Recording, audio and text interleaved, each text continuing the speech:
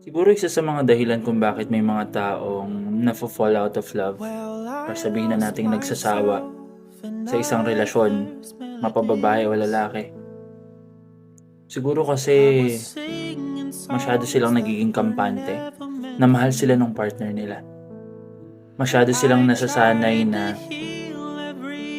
yung partner lang nila yung kumikilos, gumagawa ng efforts, sabit pa. Gumagawa ng efforts para sa kanila. Masyado nilang tinitake for granted yung partner nila na okay lang yan, nandyan lang yan, magagalit yan, pero mapapatawad ako niyan. Masyado siguro kayong nasasanay dun sa mga ganong klase ng bagay. Hanggang sa dumating na dun sa point na yung partner nyo, maubos na. Huwag nating baliwalain yung give and take pagdating sa relationship.